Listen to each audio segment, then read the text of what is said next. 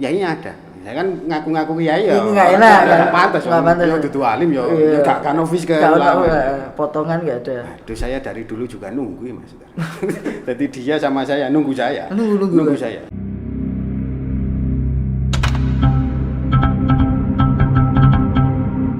Assalamualaikum warahmatullahi wabarakatuh. Waalaikumsalam warahmatullahi wabarakatuh. Gus Rozi. Sehat Gus ya? Alhamdulillah, walaupun hutang akeh. Rotong greges ya. Mau tak jawab.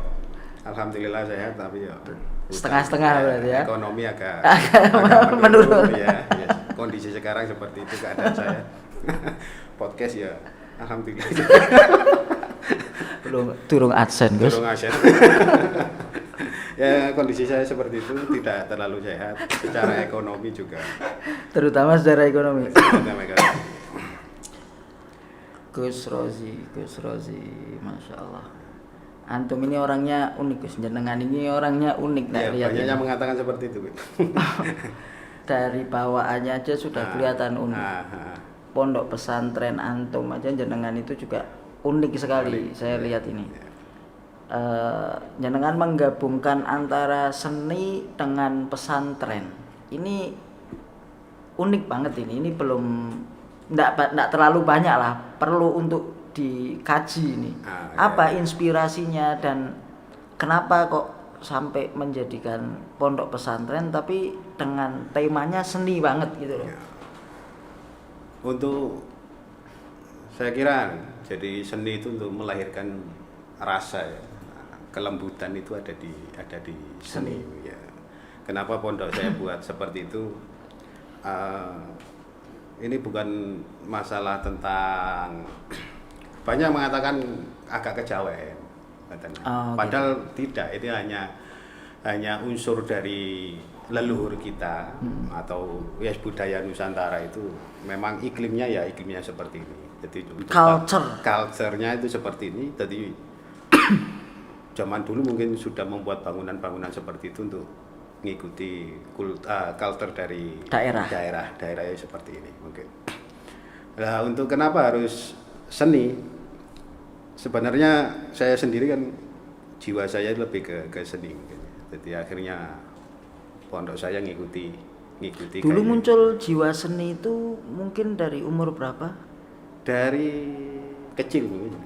Akhirnya saya pindah mondok, saya sering nakis gara-gara kitab itu kan belakangnya mesti ada lembaran kosong. Iya. Nah itu sering saya buat gambar.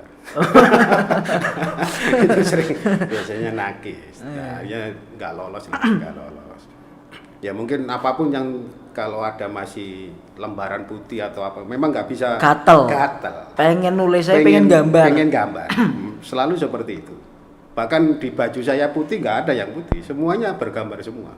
Sering dikeluarkan saya dari digambar iya, memang saya nggak betah. Saya bilang ke mustahik saya memang nggak betah Pak kalau ingin punya sesuatu yang polos. Itu nggak pasti menyenangkan.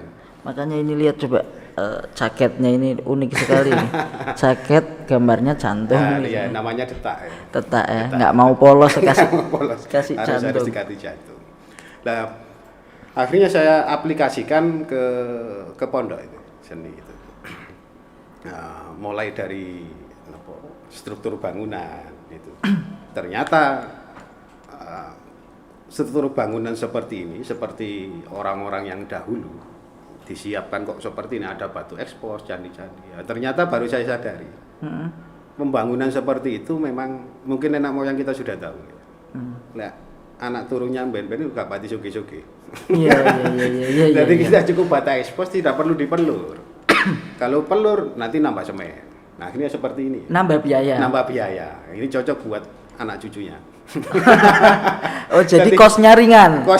Orang mengatakan ini seni, bukan aslinya. Murah. Jadi kita tidak perlu lagi tiap tahun kalau pondok pesantren mungkin bisa menghabiskan berapa galon cat itu. Yeah. Untuk menjelang puasa biasanya mau pulang kita harus ngecat. Pondok jenengan gambar aja. Tidak perlu. Karena batanya bata ekspos. Bata gini ya. Bata seperti ini tidak perlu dicat sudah. Ya. Itu ngirit biaya. Jadi bukan lebih ke artistik. Iya, tapi lebih ke ngirit, pengiritan. Dan itu sudah diciptakan berapa abad. Anda jeli sekali iya, ya. Jadi namanya moyang kita itu memang sudah memikirkan itu. Memikirkan jauh, visioner. Lebih visioner ya. Jadi kalau buat bangunan seperti ini. Bangsanya ini kita gak pati suge-suge ya. Modelnya gak potongan suge. Gak potongan suge, anak cucunya mungkin seperti itu. Akhirnya saya memang sebuah pembelajaran itu kan pembelajaran paling utama itu kan keteladanan. Yeah. Jadi bukan lisan tapi mata. Orang itu sekarang zaman era zaman now itu dia itu lebih visual daripada dia mendengar. Listening. Nah, seseorang murid kalau diajarkan dengan verbal dia lama. Iya. Andai kan belajar TIK atau komputer. Nanti caranya buka komputer itu seperti ini. Kita buka dulu, kita tekan dulu powernya. Pakai papan tulis gitu ya? Bukan, dia ngomong verbal. Oh, verbal. Mesti siapa yang murid ini mesti ngayalkannya kemana-mana. Iya. Jadi nanti setelah itu muncul yang namanya monitor. Di monitor ada setak. Nah, listening seperti ini kan akhirnya yang ditangkap itu sulit. Iya. Nah, dari sini saya mengutip salah satu ulama itu kan. Jadi pembelajaran paling efisien adalah keteladanan. Jadi melihat visual untuk kita taruh saja untuk masyarakat. Atau kalau bahasa di kitab lisanul hal ya betul. Lah kalau kita andaikan kita berdakwah gitu ya.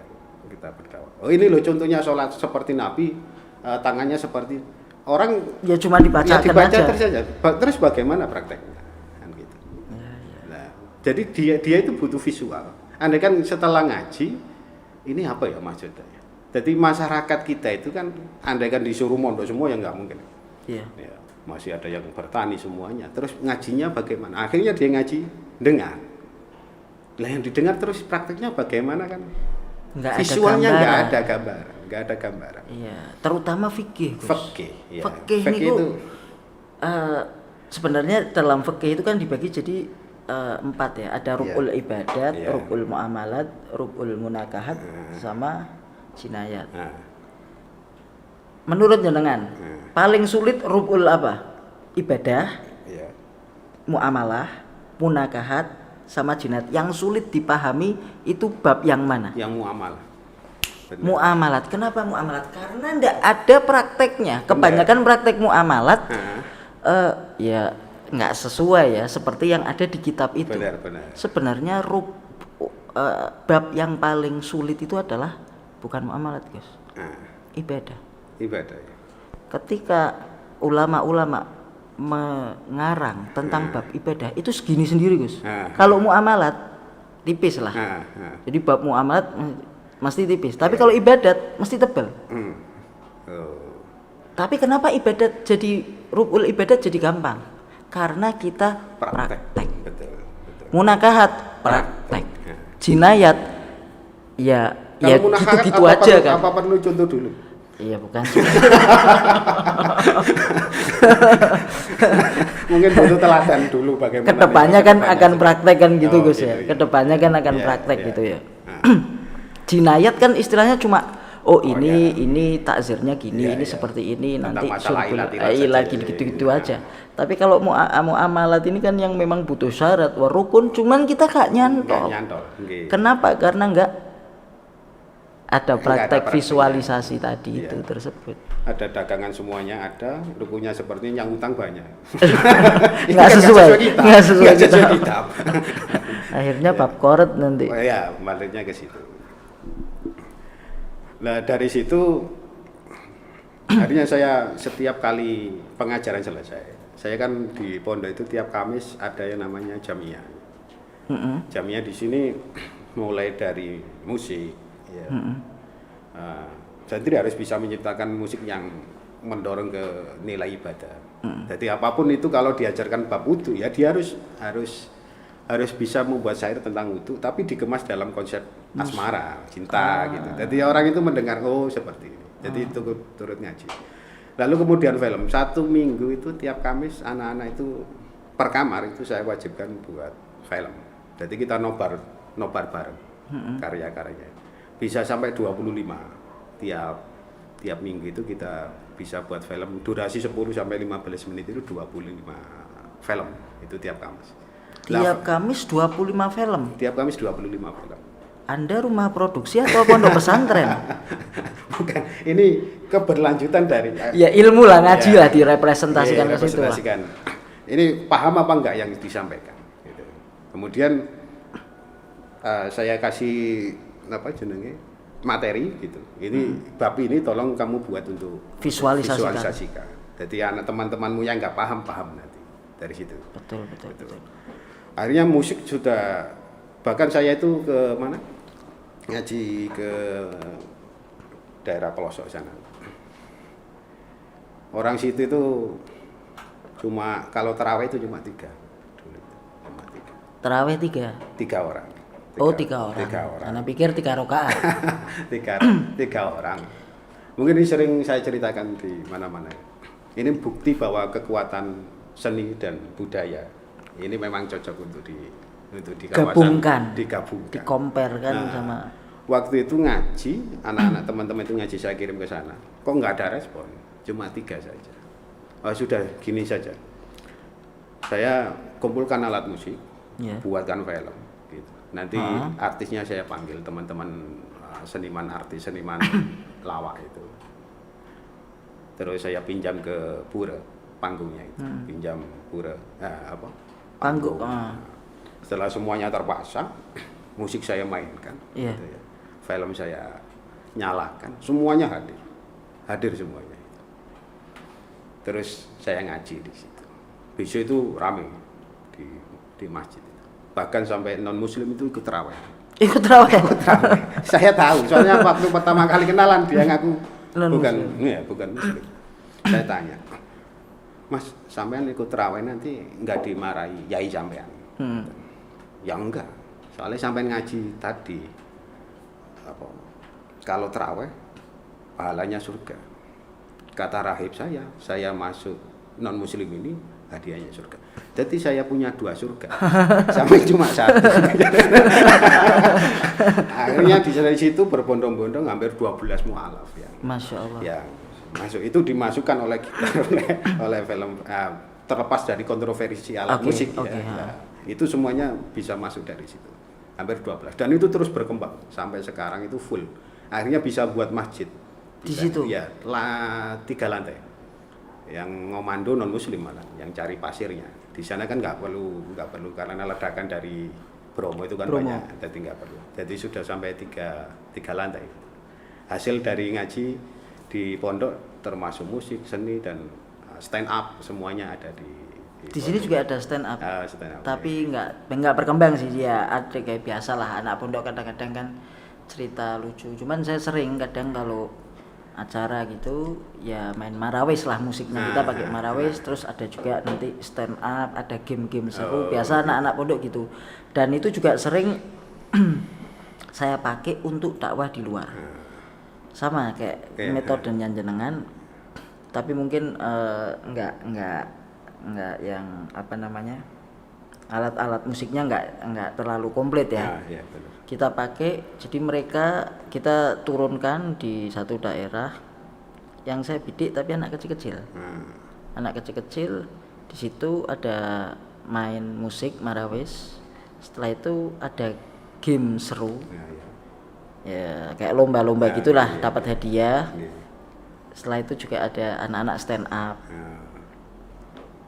Ya habis itu ada juga pertanyaan-pertanyaan, kasih ya interaksi lah antara audiens dengan santri itu. Santri juga yang ceramah sendiri. Ya awalnya saya praktekkan, tapi lama-lama ya santri sendiri sudah saya terjunkan. Itu biasanya kalau setahun sekali. Dan anak-anak kadang jalan sendiri, nggak saya suruh, itu jalan sendiri. Cuman bidikannya bukan kayak jenengan. Kalau jenengan kan istilahnya non muslim. Kalau saya ya masih muslim sendiri, tapi lebih untuk mendekatkan agamanya. Dan memang lebih efisien sih Gus ya, gitu Gus ya. Lebih efisien. Saya kira potensi santri itu dimanapun memang luar biasa. Artinya kalau hidup terkengkang itu opo iso. Kalau di pondok. Iya. Sekarang HP dilarang, semuanya apapun dilarang termasuk. Nah, akhirnya kotak-kotak jadi kendang. Semuanya itu main ya, pokoknya semuanya jadi permainan. Nah, mungkin dari sini muncul ide-ide kreatif yang dari santri. Saya agak ada chemistry sama jenengan ini. Santri saya itu ya Bas ya, santri saya itu harus serba bisa. Santri itu kudu serba bisa. Bener, multi talent. Dikai kitab ngajar, dikasih mic ceramah, dikai pisau masak, dikasih geraji palu nukang, dikasih bengkel utang gambalekno. Aja Jadi itu serba bisa seperti itu yang saya terapkan di santri-santri sini. Ojo cuma kon bisa ngaji tok. Santri kudu bisa ngaji. Jangan lembeng. Kalau tempat jenengan itu dimasakkan atau gimana? Masak sendiri. Nah, kalau di sini kan dimasakkan. Jadi lebih kemandiriannya. Di sini juga ada laundry, nyuci pakai laundry.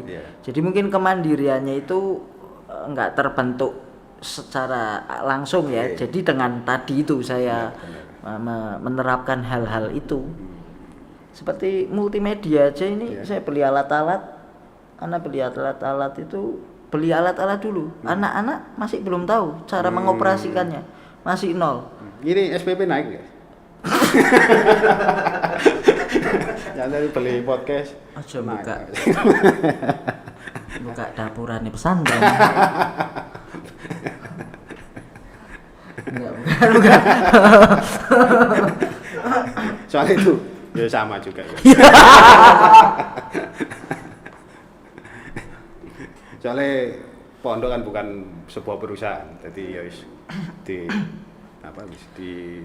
disongko bareng.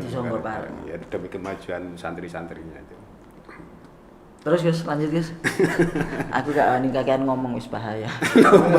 Tutuk kan Mboten wis pun sampun jenengan sing ngomong.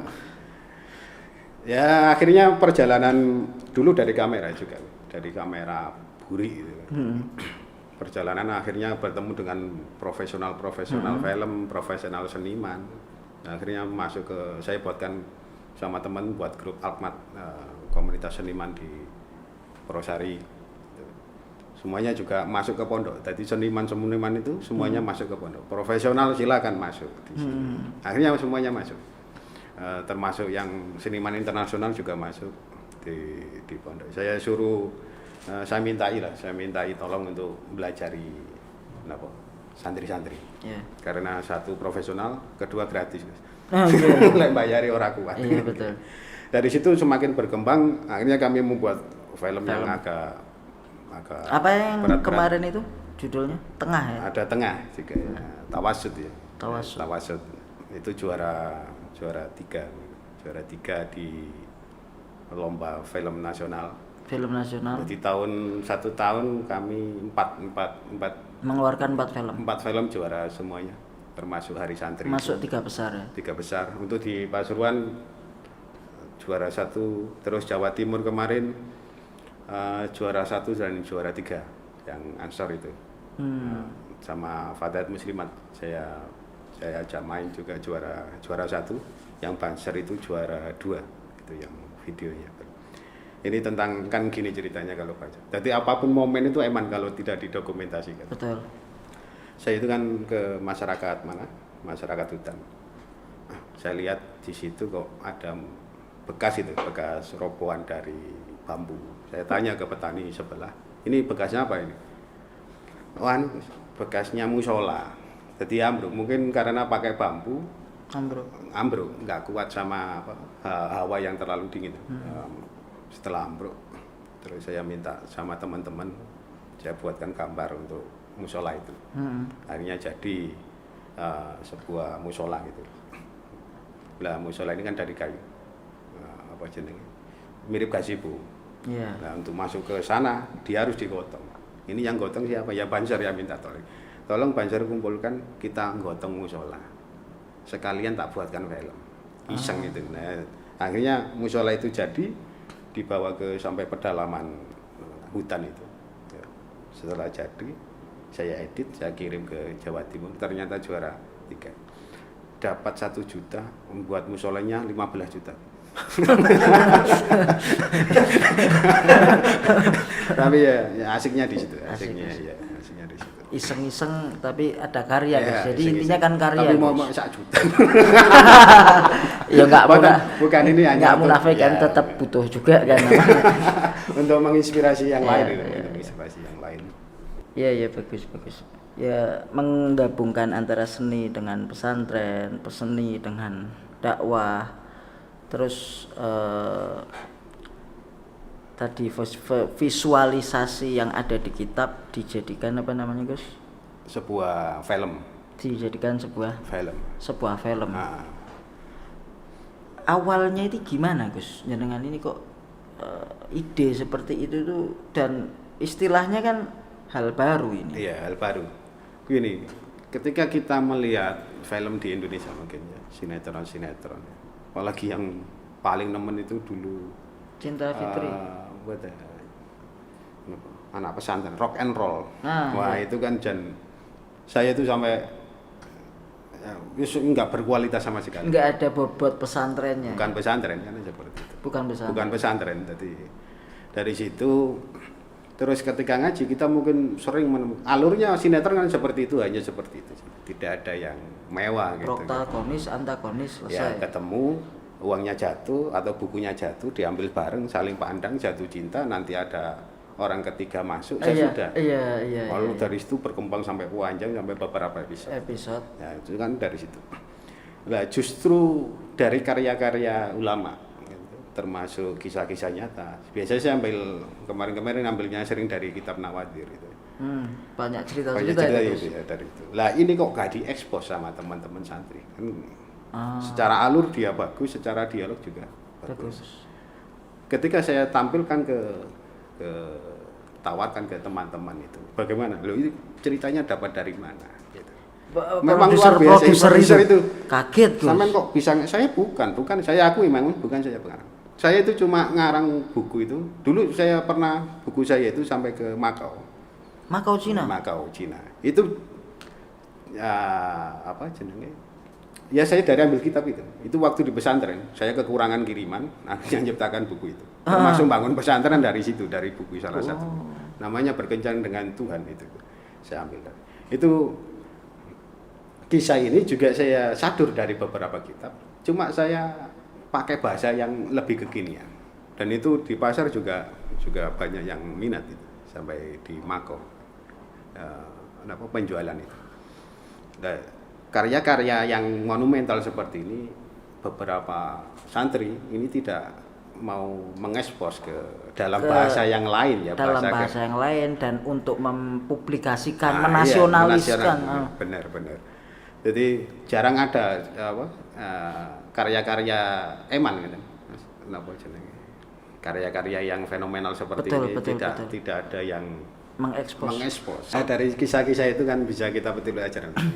Jadi semuanya itu memang belajarnya itu melihat. Lebih mengenal. Lebih melihat. Jadi visual. Tidak mendengarkan, jarang mendengarkan. Jadi teladan lebih penting saya kira pengajaran untuk ke masyarakat. Kalau untuk santri mungkin listening atau pendengaran juga lebih penting. Tapi kalau untuk masyarakat yang dibutuhkan sekarang adalah visual. Tapi santri juga perlu juga, saya pikir secara visual itu perlu juga mungkin santri itu supaya lebih mengena juga, terutama apalagi tadi bab fikih itu ya, perlu melihat. Oke Gus, makasih banyak Gus sudah datang di podcast ini. Nanti insya Allah saya mampir ke pondok jenengan. Ya. Kita lihat pondoknya Gus Rozi, beliau juga dakwah, masukkan orang Islam banyak. Emang potongannya potongan sangar, tapi hatinya lembut. Maklum orang seni seperti ini. Potongan saya itu lebih ke makelar. Jadi fish ke pondok kan itu nggak ada saya.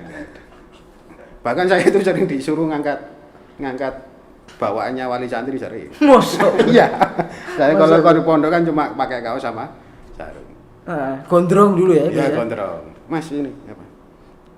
Ini tolong dibawakan ke kamar saya, ke kamar anak saya yang baru ke sana.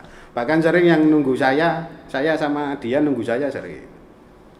Saya sama dia nunggu saya. Maksudnya. Jadi begini, dia itu mau mencari kiainya Wali Songo. Ini saya mau daftarkan anak saya. Iya. Jenengan masih duduk? Iya, masih duduk di depan rumah. Ya. Oh, yainya ada.